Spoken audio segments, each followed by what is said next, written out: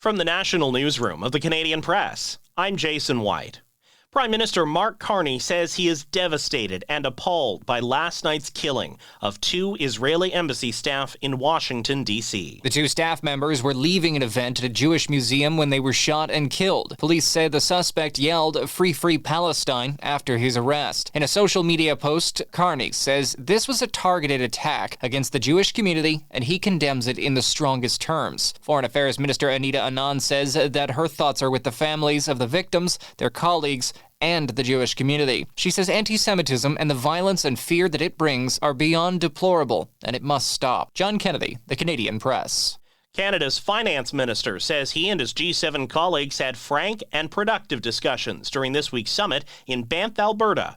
François-Philippe Champagne says they agreed on a document emphasizing the importance of unity in the face of global challenges. We had constructive, productive, and informative discussion, which has led to a communique and a renewed sense of action that we're going to take collectively and that we're going to work from now to our next meeting. Champagne says the leaders found common ground on many topics like tackling financial crime and supporting Ukraine. Canada Post says it's already seeing mail volumes decline ahead of a potential Friday morning strike. The Postal Service says it's yet to receive a response from the union about the proposals it issued yesterday. But the union, representing about 55,000 Canada Post workers, has said the Postal Service's latest offers fall short. City officials have started consolidating temporary memorials near the site of a vehicle attack at a Vancouver festival. A number of memorials have grown around the school near where an SUV rammed through a crowd, killing 11 people.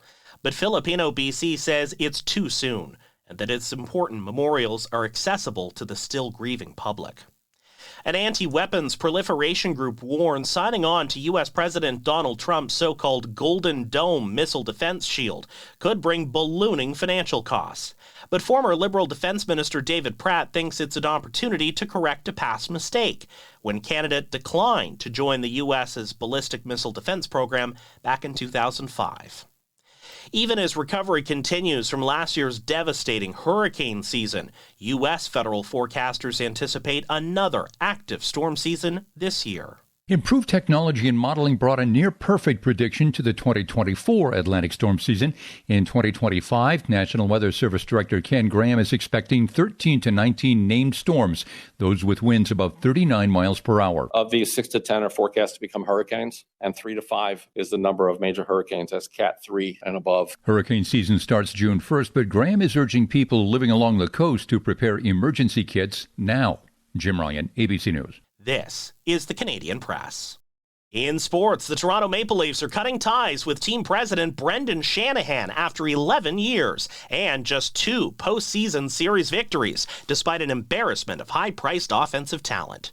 NHL playoffs action tonight has the Florida Panthers defending their Stanley Cup title as they visit Carolina. In the PWHL, the Ottawa Charge inch closer to the Walter Cup as they host the Minnesota Frost. In baseball, the Toronto Blue Jays went into extra innings to beat the San Diego Padres 7-6. The biggest tournament in Canadian junior hockey begins tomorrow in Rimouski, Quebec, and this year's Memorial Cup boasts a stacked field, with the Medicine Hat Tigers, London Knights, and Moncton Wildcats joining the host Rimouski Oceanic. Moncton coach Gardner McDougall knows he'll have his hands full. It's going to be spectacular for the players and going to be a nightmare for the coaches, but we're going to have a lot of fun with it. The same teams filled out the top 4 of the Canadian Hockey League's end-of-season rankings. From the Canadian Press, I'm Jason White. Thanks for listening. Don't forget to follow and subscribe. For more of today's top stories, visit thecanadianpressnews.ca.